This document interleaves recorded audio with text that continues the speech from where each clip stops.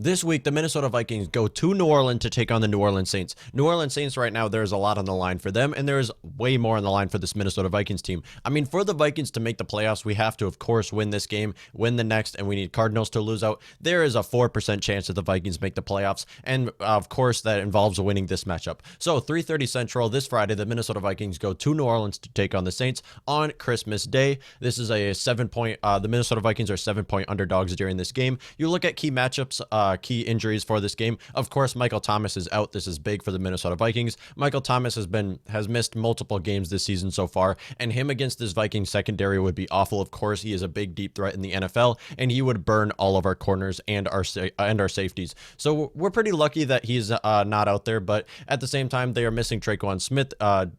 Did not practice this Wednesday with the ankle injury. Marcus Williams did not practice Wednesday, also with the ankle injury. PJ Williams will likely play over Marcus Williams at that position, and this would be huge for the Minnesota Vikings. Of course, we need to be very explosive on offense when we play a team that is better than us, that is much better than us, like this Saints team, who is going to be, the Saints are going to destroy our defense. The Saints are going to put up a lot of points against our defense, and we need to be explosive on offense against the Saints defense to possibly come up with a win against them this matchup. Key injuries on the Minnesota Vikings team, of course, Eric Kendricks, again, did not practice with a calf injury. He will likely not be out there, of course. The only way Eric Kendricks would be playing this season would be if the Vikings somehow come up with a playoff berth. Eric Kendricks, he's not going to play this week, and he's not going to play the next week. Other than that, Eric Kendricks might play if the Vikings somehow come up with a playoff berth.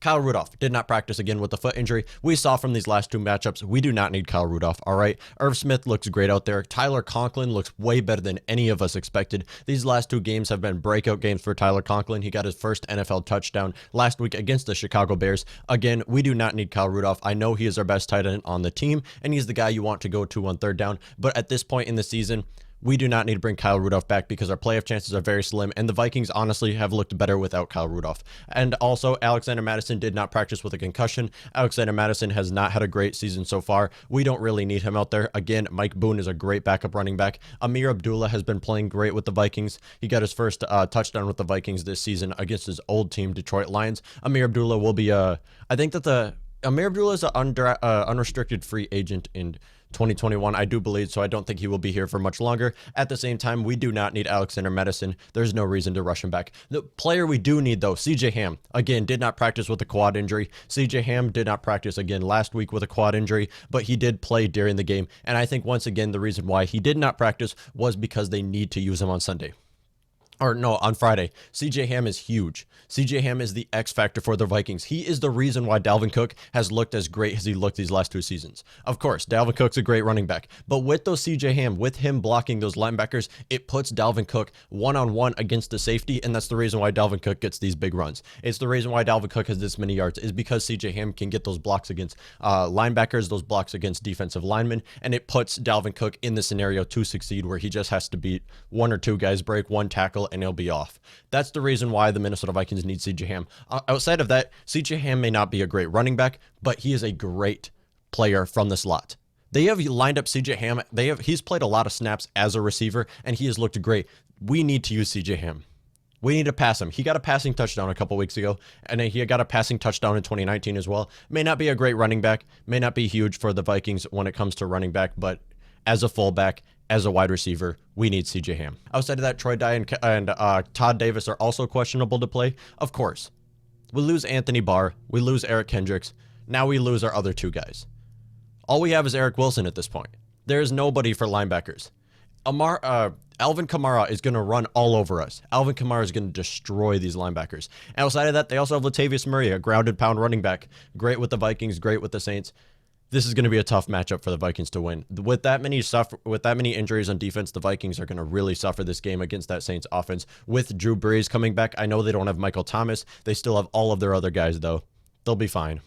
They're going to destroy us. If the Minnesota Vikings do win and the Cardinals lose, this will keep the Vikings in the hunt to make the playoffs. So, of course, the Vikings need this win more than the Saints do. But the Saints, if they win, they once again will clinch the NFC South. They have already clinched a playoff berth, so it won't be as huge, but still clinching that NFC South. And then also, they are playing for that first round bye, that number one seed. Right now, the Green Bay Packers are the number one seed in the NFC. And right now, the Saints would need this win, and they can possibly get to that number one seed in the NFC. So this is a must win by both teams. But, like, A must win by the Vikings if they somehow want to come up with a playoff berth. At the same time, how will the Vikings win? Or how will the Vikings try to win? They need to be explosive on offense. Vikings have got to take advantage of this Saints secondary. Because the one thing about the Saints defense, they are great when you look at the stats, but really, if you play the cards correctly, you should be able to put up 25 points at least against the Saints defense. If you play the cards correctly, Kirk has got to move around. They have some of the best pass rushers in the NFL. Kirk is going to be uncomfortable if he stays inside the pocket. He has to move out. Not only that, Gary Kubiak has to call plays for him. Bootlegs, bootlegs, bootlegs. When has it not worked? It's always worked. Use bootlegs. And of course, the Vikings have got to be more explosive on offense. Of course, in 2019, we had Stephon Diggs. He was a huge deep threat. Vikings have got to have bigger plays. Of course, at the same time, though, Vikings need time of possession.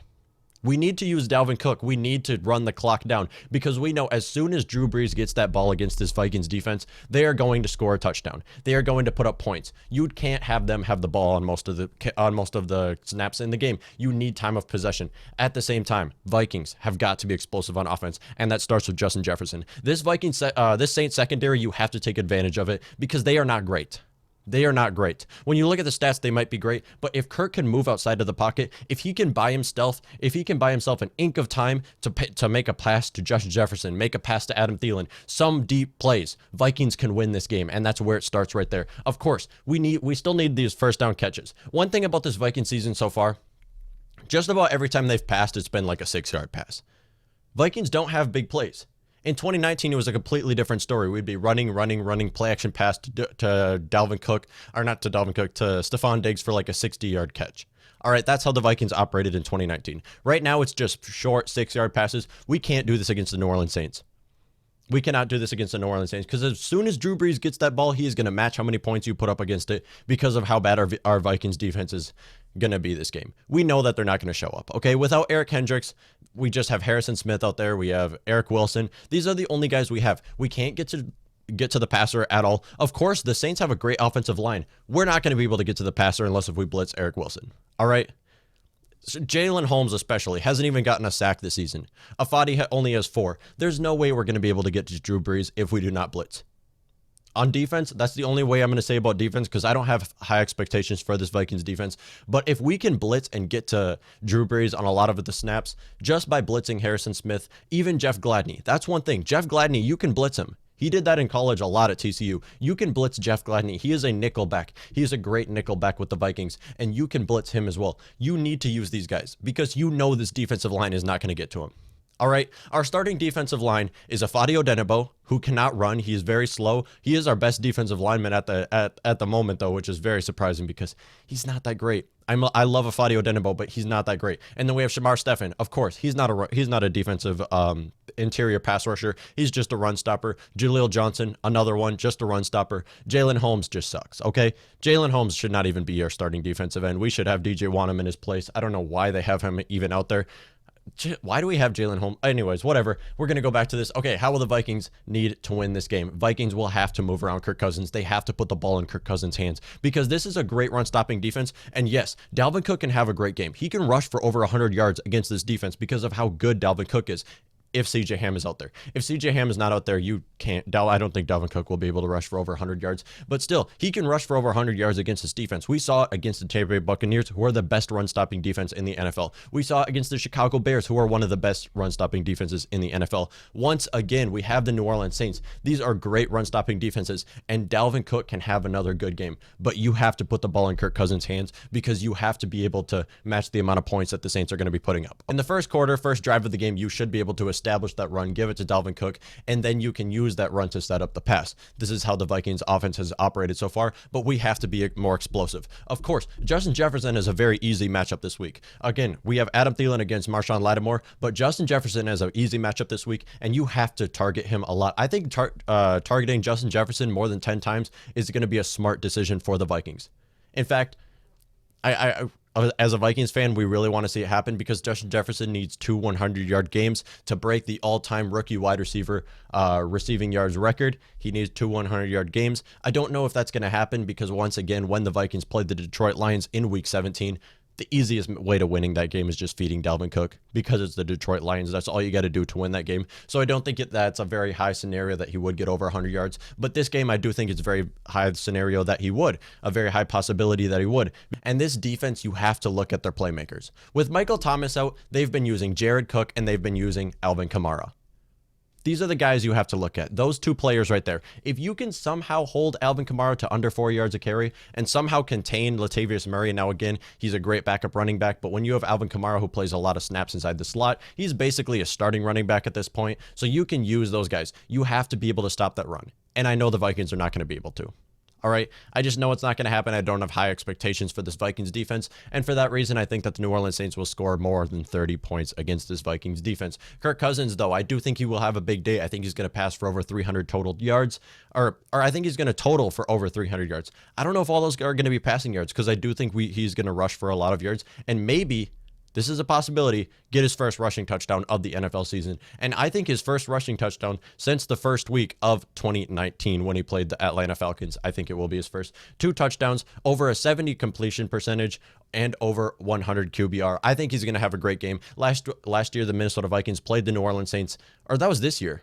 It was in 2020, but it was the 2021 postseason, or the 2019 postseason. So technically it was last year. But Kirk Cousins, he did play the New Orleans Saints in the playoffs and looked amazing. Again, Vikings were very explosive on offense, and that's how they beat the Saints. And that's how the Vikings will need to beat the Saints if they do on Friday's matchup on Christmas Day. Justin Jefferson, though, I do think he's going to get 10 receptions for 114 yards, another 100-yard game, and I think he is going to get 1 touchdown.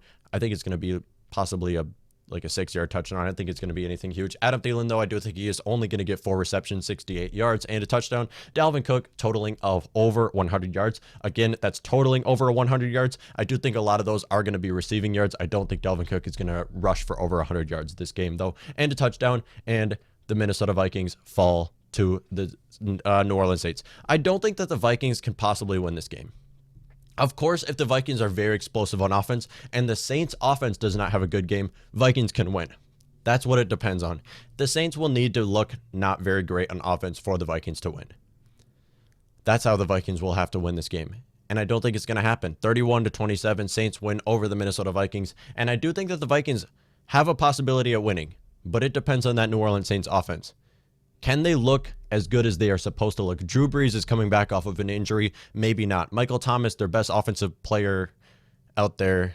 Well, Alvin Kamara might be their best, and Drew Brees might be their best. Okay, Michael Thomas, their best wide receiver out there. He is not going to be out there that game. And then you have Emmanuel Sanders as their starting wide receiver. So it's possible that they don't look all that great. But again, they're going against the Vikings defense, so they should look really good. And that's why I think that they are going to get 4 touchdowns this game. Let me know what y'all think.